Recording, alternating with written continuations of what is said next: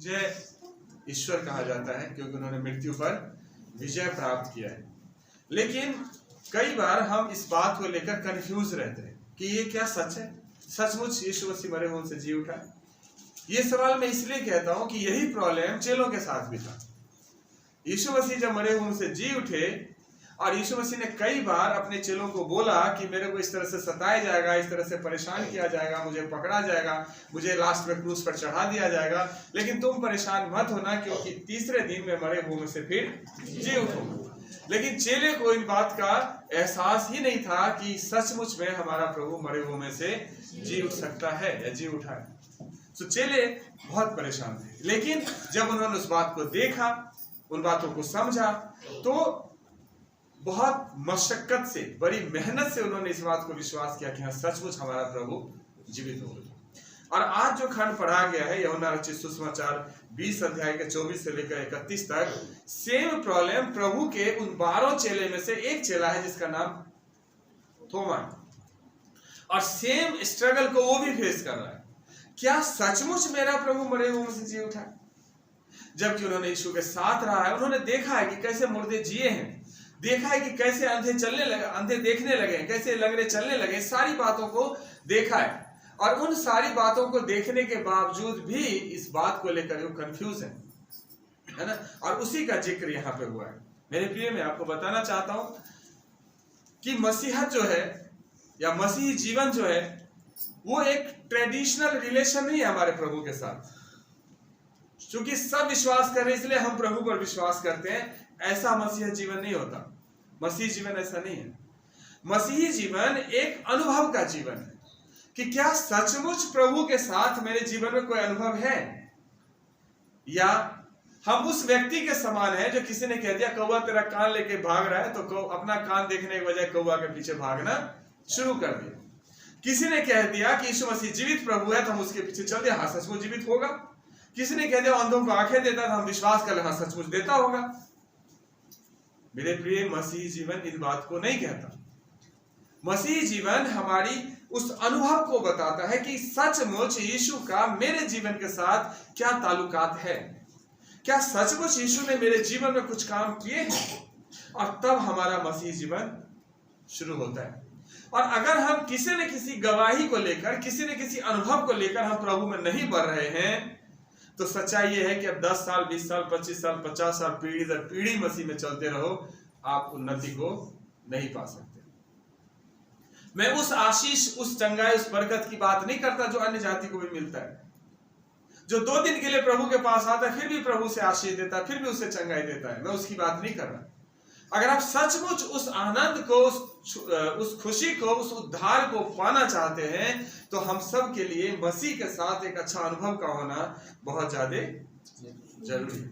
और हमारा प्रभु के साथ अनुभव ही प्रभु पर हमारे विश्वास को बताता है, हमारे सच्चे संबंध को बताता है, जब हम प्रभु के साथ एक अच्छे अनुभव को जीते हैं।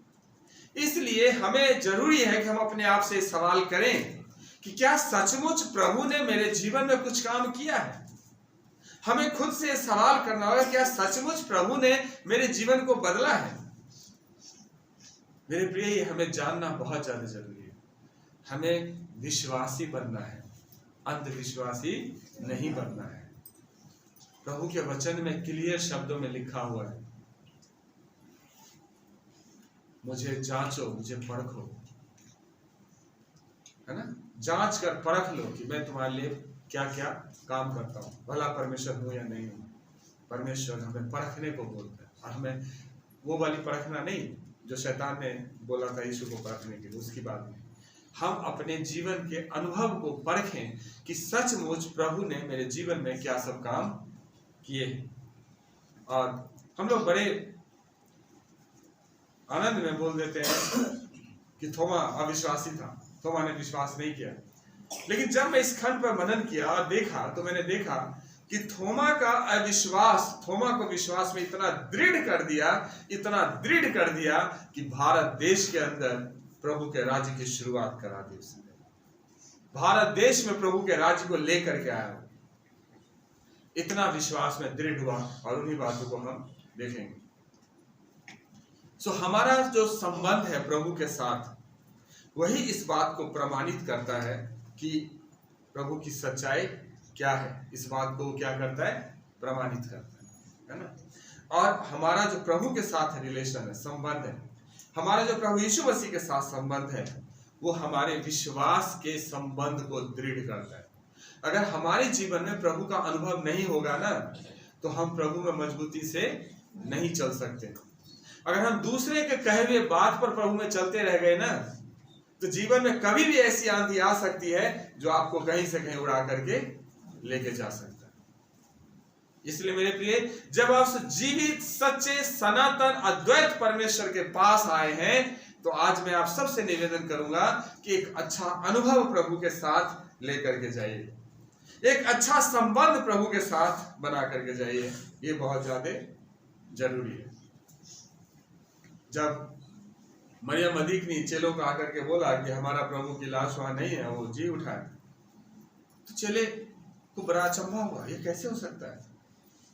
और इस बात को प्रमाणित करने के लिए पतरस दौड़े, यूहन्ना दौड़े, दोनों कब्र पर पहुंचे। और पहुंचने के बाद जब वहां की सिचुएशन देखी, कपड़े तो हैं लेकिन प्रभु की लाश नहीं है, तब उनके दिलो दिमाग में हजारों सवाल उठे। और वो सवाल कहीं न कहीं सच्चाई को और शक को पैदा करते हुए कहीं न कहीं उस बात पर उनको स्थिर किया कि सचमुच में हमारा प्रभु मरे हुओं में से जी उठा। जब उन्होंने देखा, जब उन्होंने छुआ इन सारी बातों को। 24-25 को जो पढ़े तो वहां लिखा है कि 12 में से एक व्यक्ति अर्थात थोमा, जो दिदुमस कहलाता है, जब यीशु आया तो उनके साथ नहीं था। जब और चेले उससे कहने लगे कि हमने प्रभु को देखा है, तब उसने उनसे कहा कि जब तक मैं उसके हाथों में कीलों के छेद न देख लूं और कीलों के छेदों में अपनी उंगली न डालूं और उसके पंजर में अपना हाथ न डालूं, तब तक मैं प्रतीति नहीं करूं। हाथों में कीलों के छेद है ना, और उस छेद में अपनी उंगली और पंजर में 3 सबूत मांगता है। जब तक मैं अच्छी तरह से ना देख लूं। क्या जब यीशु ने मुर्दों को जिंदा किया, क्या थोमा साथ नहीं था? जब आंधी और तूफान को डांटा और शांत हो गया, क्या तब थोमा साथ नहीं था? जब जन्म के अंधे देखने लगे, क्या तब थोमा साथ नहीं था?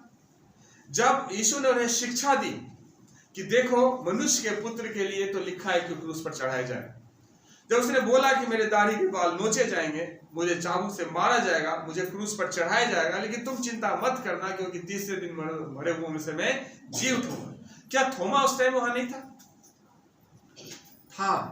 सारी शिक्षा उसने सुनी थी, सारी बात को उसने सुना था, लेकिन उसके बावजूद भी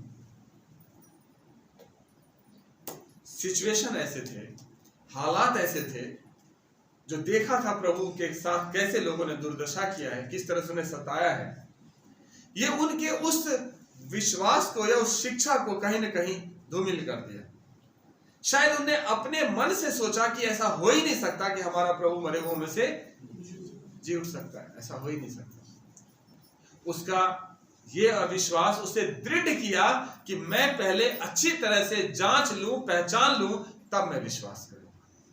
ये कहीं न कहीं अच्छा भी है, लेकिन कहीं न कहीं मैं इसको अच्छा नहीं समझता, क्योंकि हो सकता है हमारा कई बार दृढ़ निश्चय गलत डायरेक्शन में हो या गलत उद्देश्य से हो, लेकिन विश्वास को दृढ़ करने के लिए जरूरी भी है।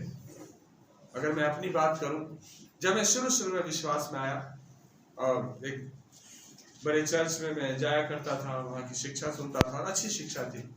वहाँ के जो प्राचीन लोग थे, उन्होंने मुझे कई बार कहा कि अब आपको प्रभु इस्तेमाल भी करता है और आप शिक्षा को भी समझते हैं और आप में हमें प्रभु की उपस्थिति भी दिखता है, सो अच्छा होगा कि आप प्रभु को ग्रहण कर लो। मैंने कहा कि यूहन्ना रचित सुसमाचार में लिखा है, प्रभु ने कहा कि मेरी भेड़ मेरी आवाज सुनेगी और मेरे पीछे बोलेगी। मैं उसका भेड़ नहीं हूं। अगर मैं उसका भेड़ होता तो उसकी आवाज सुनता और उसके पीछे वो लेता। बोला यही वचन तो उसकी आवाज है। इस वचन को आप पढ़ते हैं, समझते हैं, यही है। मेरा बैप्टिज्म नहीं हुआ था, लेकिन मैं प्रभु की सेवकाई के लिए दुष्टात्मा निकालना और बीमारों के लिए चंगाई करना, ये सब करना, और इवन की कभी का मौका मिलता था तो मैं प्रचार भी करता था, लेकिन बैप्टिज्म मेरा नहीं हुआ था। मैं ये सब काम करता था, प्रभु मुझे इस्तेमाल करते थे, चिन्ह चमत्कार होते थे। लेकिन मेरे जहन में एक सवाल बैठा था कि मैं जब तक, जो प्रभु ने कहा कि मेरी भेड़ मेरी आवाज सुनेगी और मेरे पीछे बोलेगी, तो वो आवाज मैंने नहीं सुना। और लोगों ने मुझे समझाया कि ये परमेश्वर का वचन है, इसको आप पढ़ेंगे तो परमेश्वर आपसे बात करेगा, और वही परमेश्वर की आवाज है। फिर मैंने बोला कि अगर ये परमेश्वर की आवाज है, ये परमेश्वर का वचन है, तो जहां से मैं आया हूं, जिन ग्रंथों को मैंने पढ़ा है, वो भी तो किसी न किसी ईश्वर का ही लिखा हुआ है, और उसमें भी तो ऐसे ही बात लिखे हुए हैं। तो फिर सब पीछे हट जाते थे। ये कहते थे कि ये ज्ञानी लोग होते हैं, ये जिस समाज से मैं आता हूँ, कहते ज्ञानी लोग होते हैं, इनसे जीत पाना मुश्किल है। लेकिन 4 साल के बाद एक दिन ऐसा समय आया जब प्रभु ने मुझे दर्शन दिया, और मुझे जब, वो भी कब, जब मैं फांसी लगाने की तैयारी में था, तब रात में बच्चे सब सो रहे थे और मैं फांसी लगाने की तैयारी में था, क्योंकि मेरे जीवन का व्यर्थ है, सब कुछ व्यर्थ है। जिसको बचपन से मानते आए, जानते आए, जिसके पीछे हम उपासना और सब साधना करते आए, वो दिखते नहीं, कुछ बात नहीं। तो जीवन का मैंने सोचा कि मैं तो खत्म है, जीवन जीने का कोई फायदा नहीं है, तो अच्छा होगा कि हम फांसी लगा के खत्म हो जाता, शायद उस टाइम आके बचा ले। और तब जाकर यीशु की उपस्थिति हुई। मैंने उन्हें देखा नहीं, लेकिन उनकी स्पष्ट आवाज सुना, उनकी उपस्थिति को देखा। बहुत सारे गवाही लंबी है, मैं उस बात को नहीं लूंगा, लेकिन उस टाइम मेरे आवाज स्पष्ट कान में सुनाई दिया, उठ और मेरे पीछे चल, क्योंकि मैं ही हूं जो तेरी सारी इच्छाओं को पूरी कर देता हूं। सो जो कहीं ना कहीं विश्वास में जो कमी थी, कहीं ना कहीं विश्वास में जो शक था, उस शक को दृढ़ करने के लिए प्रभु ने हमें इस तरह से बात किया, और मेरा विश्वास दृढ़ हुआ। और फिर हमने उठा और रात में ही पास्टर को फोन किया। परमेश्वर का धन्यवाद हो कि फिर मैं 1 सप्ताह के अंदर ही बैप्टिज्म कंफर्मेशन सब हुआ, और प्रभु के सेवकाई के लिए मैं अपने जीवन को समर्पित किया। 8-9 दिन लगे पूरे प्रोसेस में। सो परमेश्वर का धन्यवाद हो इन सारी बातों के लिए कि प्रभु बात करता है और हमें मजबूत करता है, दृढ़ करता है। लेकिन ये कोई जरूरी नहीं है कि हर एक के साथ ऐसा हो, क्योंकि जो अभिषेक मूसा पर था वो दाऊद पर नहीं था, जो दाऊद पर था वो मूसा पर नहीं था, पौलुस पे नहीं था, जो पौलुस पे था वो पतरस पे नहीं था, जो पतरस पे था वो पौलुस पे नहीं था। परमेश्वर हर एक जन को अपने तरीके से चुनता है और अपने के लिए इस्तेमाल करता है। और इसी तरह से थोमा भी इस बात पर दृढ़ था कि जब तक मैं उसके हाथ में कीलों के छेद न देख लूं, और पैर में कीलों के छेद न देख लूं, उसके पांजर में कीलों का छेद न देख लूं, अपनी उंगली डाल के न चेक कर लूं, तब तक मैं उस पर विश्वास नहीं करूंगा। बेशक सबने समझाया, लेकिन उन्होंने विश्वास नहीं किया। और 1 सप्ताह के बाद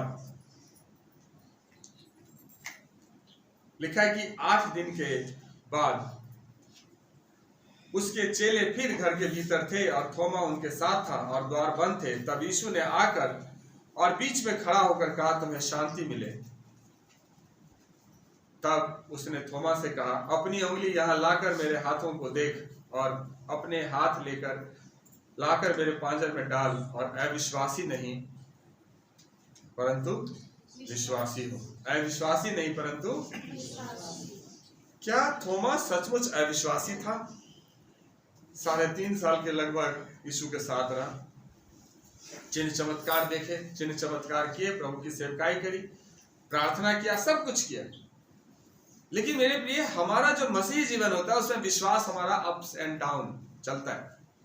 जब सब कुछ अच्छा रहेगा तो लगता है कि हमारा विश्वास बहुत मजबूत है, और जब सिचुएशन गंभीर होता है तो लगता है कि शायद प्रभु ने हमें छोड़ दिया, फिर हमारा विश्वास डाउन होता है। लेकिन यीशु उस विश्वास की बात करता है जो दृढ़ होता है, जो ऊपर नीचे नहीं होता। भरोसा हम उसको कह सकते हैं। उसको दृढ़ करने की बात उन्होंने कहा। दृढ़ करने की बात उस संगति में नहीं था, लेकिन यहाँ जब यीशु मसीह दोबारा उपस्थित हुए तो उसमें वहां थोमा उपस्थित था, और प्रभु ने वही सवाल किया जो सवाल थोमा ने चेलों से किया। ध्यान से सुनिएगा।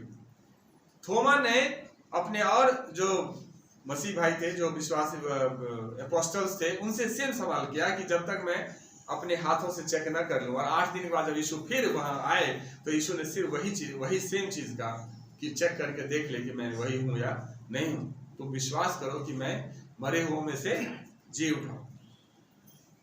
सो ऐसे सबूत जो है यीशु के मरे हुओं से जी उठने पर, वो मजबूर करता है विश्वास करने के लिए। जो पहली सबूत है, अगर वो देखा जाए तो नहीं हो सकता, क्योंकि यीशु को बहुत ही बुरी तरह से उन्हें मारा गया, बड़ी बुरी तरह से उन्हें कुचला गया, बुरी तरह से उन्हें प्रताड़ना दी गई। 39 करोड़ की मार है उनको, क्रूस पर उन्हें मार दिया गया, यानी भाले मार तक उन्हें चेक किया गया कि सचमुच में मर गया नहीं मर गया। और उसके बाद ये विश्वास करना कि मरे हुए से जी उठेंगे बहुत मुश्किल है मेरे प्रिय। जब सिचुएशन बहुत गंभीर होता है, बहुत ज्यादा गंभीर होता है, तो हम ये मान लेते हैं कि अब आगे इसमें से निकलना मुश्किल है, नहीं हो सकता। लेकिन पिता परमेश्वर का वचन कहता है, प्रभु यीशु मसीह कहते हैं कि मनुष्यों के लिए जो नहीं हो सकता, परमेश्वर के लिए वो हो सकता है। मनुष्यों के लिए असंभव हो सकता है, लेकिन परमेश्वर के लिए असंभव कुछ भी नहीं होता। वो कुछ भी कर सकता है, और वही परमेश्वर ने किया, अपने इकलौते बेटे को मरे हुओं में से जिलाकर। हालेलुया, जिलाकर। सेम प्रॉब्लम से पतरस ने भी समस्या से निकला। जब पतरस आंखों के सामने यीशु पर प्रताड़ना हो रही है, और जब 3 बार पतरस को पहचाना गया है, तो पतरस इनकार कर देता है कि मैं इसे नहीं जानता। जब उसे इस बात का एहसास हुआ कि मैंने गलत किया है, तो रोता है, पश्चाताप करता है, और लास्ट में प्रभु फिर एविडेंस देता है। जब प्रभु मरे हुए से जी उठते हैं, तो चेलों को कहता है कि मैं अपने परमेश्वर और तुम्हारे परमेश्वर, अपने पिता और तुम्हारे पिता। और फिर कहता है तुम चेलों को और पतरस को, तुम जाओ चेलों को बताना और पतरस को बताना। क्या पतरस चेला नहीं था? फिर सारे चेलों में से पतरस अलग क्यों हुआ? क्योंकि पतरस बुरी तरह से टूट गया है, क्योंकि उसने यीशु मसीह का इनकार किया था। और फिर पतरस को दोबारा विश्वास में लाया गया, फिर यीशु ने उन्हें कन्फेस कराया, विश्वास उसे दृढ़ किया। हम भी जब प्रभु के साथ चलते, कई बार हमारा भी विश्वास अप्स एंड डाउन होता है, ऊपर नीचे होता है, लेकिन मेरे प्रिय परमेश्वर पिता का धन्यवाद हो प्रभु यीशु मसीह के लिए। वो इतना अच्छा प्रभु है कि हमारे विश्वास को फिर से वो दृढ़ करता है, फिर से मजबूत करता है। वचन कहता है कि धर्मी जन अगर 7 बार भी गिरे तो भी परमेश्वर उसे खड़ा करता है, संभाल लेता है, और खड़ा किया। योना के विश्वास को पुराने नियम में देख लीजिए। योना को जब कहा कि तू नीनवे को बचाने के लिए जा, तभी कहा कि हम नीनवे नहीं जाएंगे, और तर्शीश को भाग गया।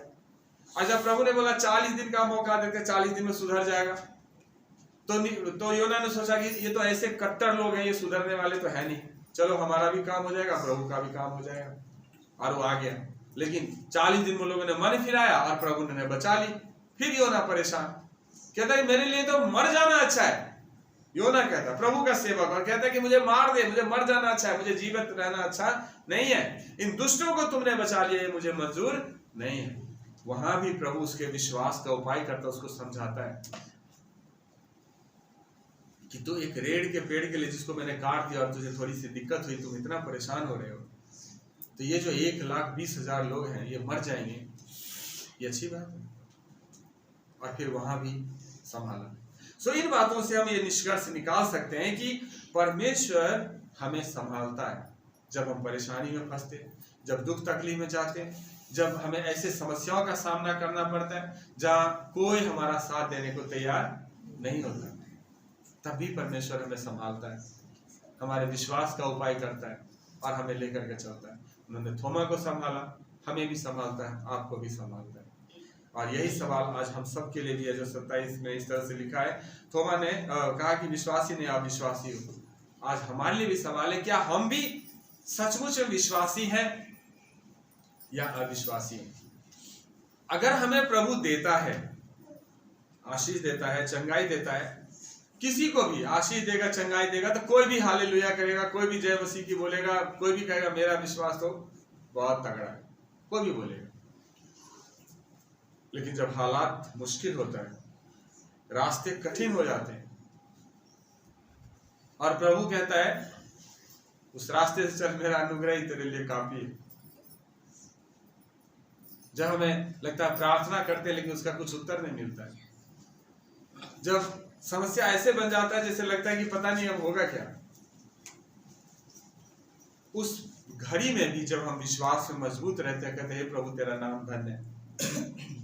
जब हम दाऊद की तरह कहते हैं कि चाहे हम घोर अंधकार की भरी तराई में होकर चले तो भी हानि से नहीं डरूंगा, क्योंकि तू मेरे साथ रहता है। जब इस तरह से हम विश्वास को दृढ़ करते हैं तब हम विश्वासी कहलाते हैं।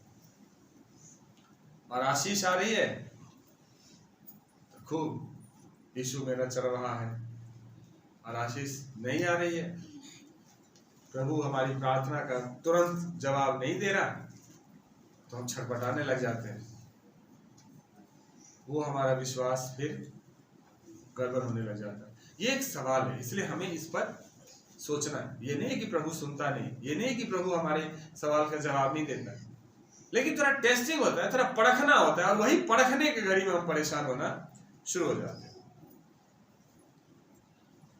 और 28-29 पद को पढ़ेंगे तो लिखा है, यह सुन थोमा ने उत्तर दिया, हे मेरे प्रभु, हे मेरे परमेश्वर।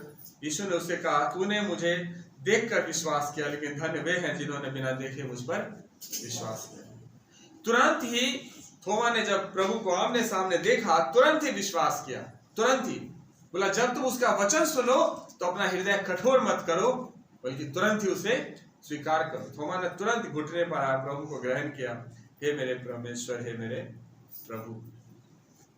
आज सवाल ये है कि क्या हम उस मृत्युंजय प्रभु को, जो मरे हुए में से जी उठा है, क्या हम उस पर भरोसा रखते हैं? क्या हम उस पर विश्वास करते हैं, या सिर्फ अपना काम बनवाने के लिए इधर उधर भागते रहते हैं? हमें यह विश्वास करना है कि जिस यीशु के चरणों में हम आए हैं, वो मरे हुए में से जी उठा हुआ परमेश्वर है, और कुछ भी उसके लिए असंभव नहीं है। सनातन काल से हर मनुष्यों पर दया करता आया है, हर मनुष्यों को संभालते आया है, और आज भी हमें संभाल करके लेकर के चलेगा। और इसी तरह से हमें विश्वास को आगे दृढ़ होकर के चलना है। यशायाह में लिखा है 25 अध्याय में 8-9 में कि वह मृत्यु को सदा के लिए नाश करेगा। मृत्यु को सदा के लिए क्या करेगा? नाश करेगा। ये काम अभी बाकी है। अभी उसने खुद अपने लिए मृत्यु को नाश किया है। आने वाले दिनों में हम सब के लिए भी मृत्यु क्या हो जाएगी? नाश हो जाएगी, फिर कोई नहीं मरेगा। वो समय आ रहा है। और प्रभु यहोवा सबों के मुख पर से आंसू पोंछ डालेगा, और अपनी प्रजा की नाम धराई सारी पृथ्वी पर से दूर करेगा, क्योंकि यहोवा ने ऐसा कहा है। आंसू पोंछ डालेगा, थोड़ा पूछ गया है, थोड़ा सा बाकी है।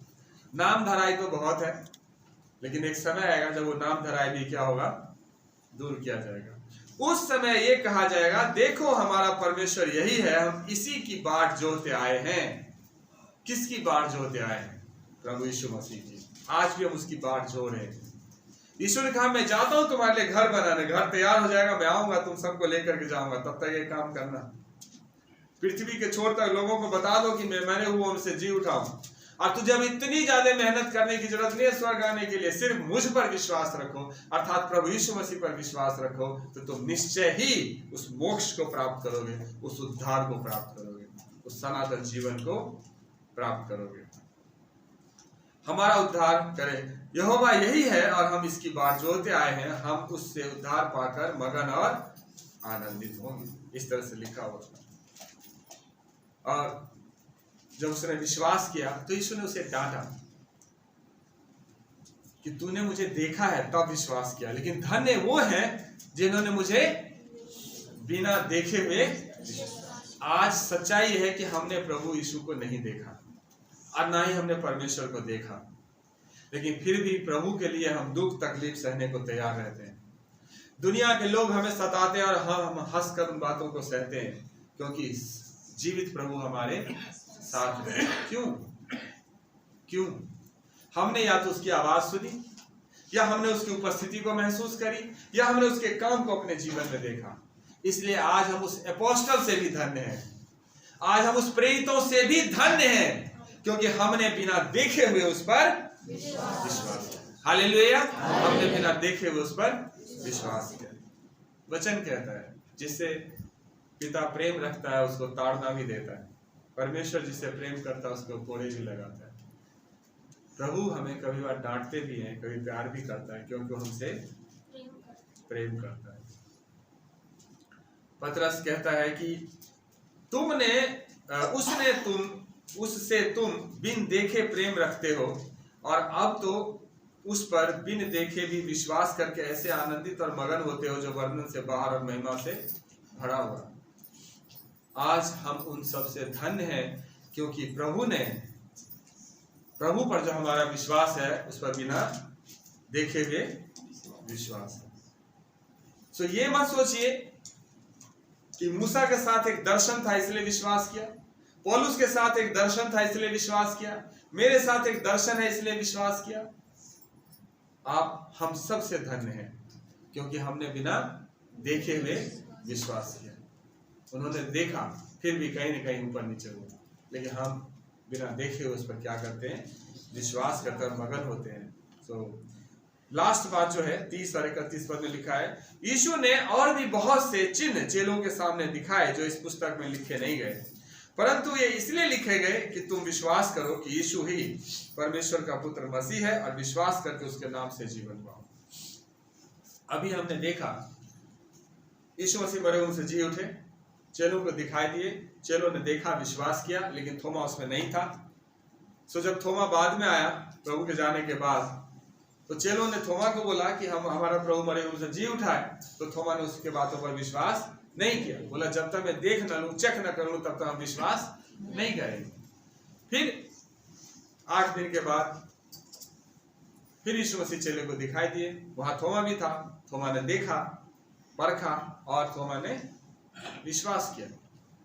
और जब थोमा ने विश्वास किया तब प्रभु ने बोला कि तुम तो मुझे देखा तब विश्वास करते हो, लेकिन धन्य वो हैं जो मुझे बिना देखे हुए विश्वास करते हैं।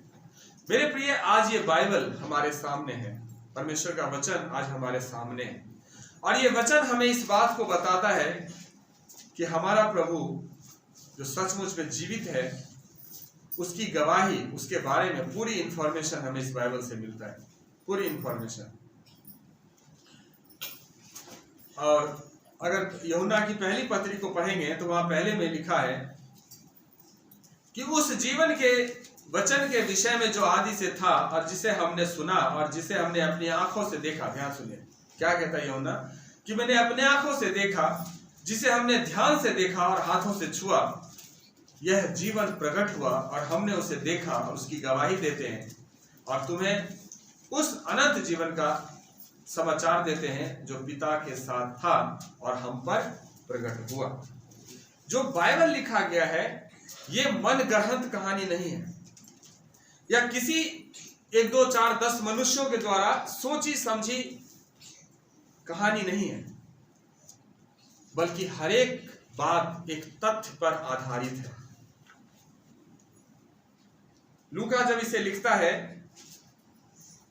तो एक गवर्नर है उसको लिखता है, तो कहता है, हे श्रीमान थियोफिलुस, मुझे भी यह उचित मालूम हुआ, ध्यान सुनिएगा, कि उन सब बातों का संपूर्ण हाल आरंभ से ठीक ठीक जांच करके उन्हें तेरे लिए क्रमागत लिखूं। जब लूका के सुसमाचार लिखा जा रहा था तो वैद्य है जो इतिहासकार है, वो जब लिखता है एक गवर्नर को, तो क्या कहता है, जो विश्वास में है तो उसको लिखता है थियोफिलुस को, तो कहता है कि मैं सारी घटनाओं को, एक एक घटनाओं को जांच कर और क्रम में, पहले कौन सी बात हुई, फिर कौन सा बात हुआ, फिर कौन सा हुआ, कौन सी घटना कहाँ हुआ, यीशु वहां गए तो क्या हुआ, यीशु वहां गए तो क्या हुआ, यीशु वहां गए तो क्या हुआ, अच्छा पहले वो घटना हुआ या पहले ये घटना हुई। सारी बातों को एक एक को जांच करके तब लिखा, वो कहता है ना। और लिखा है कि तू यह जान ले कि वे बातें जिनकी तूने शिक्षा पाई है कैसी अटल है। जो बातें हमें सिखाया जा रहा है, समझाया जा रहा है, आज जो हम बाइबल से पढ़ते हैं, अध्ययन करते हैं, ये एक एक बात सच्ची रीति से घटित है, जिन्होंने आंखों से देखा है उसने नया नियम को लिखा, और ये वो उस घटने पर आधारित है जो उन्होंने देखा है, इसलिए इसके अंदर कोई भी ऐसी बात नहीं है जो मनगढ़ंत हो या अपने दिमाग से लिखा हुआ हो। बाइबल करीब 1600 सालों में पूरा लिखा गया, पुराना नियम और नया नियम करीब 1600 साल लगे। कहते हैं करीब 40 लोगों ने लिखा अलग अलग जगह में, जो शायद एक दूसरे को जानते भी नहीं थे। और उसमें से कुछ लोग ऐसे थे जो अनपढ़ थे। ध्यान सुनिए, अनपढ़ थे, मतलब लिखना पढ़ना नहीं आता था, लेकिन बाइबल को लिखा। लिखना पढ़ना नहीं आता फिर भी लिखा। कैसे? जब परमेश्वर की आत्मा उस पर उतरता था तो कुछ भी पकड़ लेते थे। पत्थर पकड़ा, दीवार पे लिख दिया, पत्थर पकड़ा, पत्थर पे लिखा, कुछ ना कुछ ऐसे लिखते थे जो परमेश्वर के बारे में होता था। जब उन सब चीजों को रिसर्च किया गया, ढूंढा गया, तब जाकर के बातें निकल रही। और सब जो अलग अलग जगह अलग अलग लोगों ने लिखा, सब एक ही उद्देश्य को लिखा कि परमेश्वर एक है, सामर्थी है, सृष्टिकर्ता है, सनातन है, अद्वैत है, और उसने एक योजना बनाई है मानव जाति के उद्धार के लिए। और वो योजना पूरी हुआ से 2000 साल पहले क्रूस पर, मानव जाति के उद्धार के लिए। इसलिए मेरे प्रिय, थोमा तो विश्वास कर लिया, पतरस तो विश्वास कर लिया, योना भी विश्वास कर लिया। अब हमारी बारी है कि हम अपने विश्वास को कहां रखते हैं। आज हम विश्वासी हैं या अविश्वासी हैं? हर चीज अच्छा हो रहा है तो हम विश्वास में मजबूत होते जा रहे हैं। कुछ भी थोड़ा सा जांचने परखने की बात आ जाती है, हमारा विश्वास क्या डगमगाने लगता है। किस विश्वास में हम जी रहे हैं, ये आज हम सब के लिए एक सवाल है। और लास्ट में लिखा है 31 पद में, तुम विश्वास करो कि यीशु ही परमेश्वर का पुत्र मसीह है।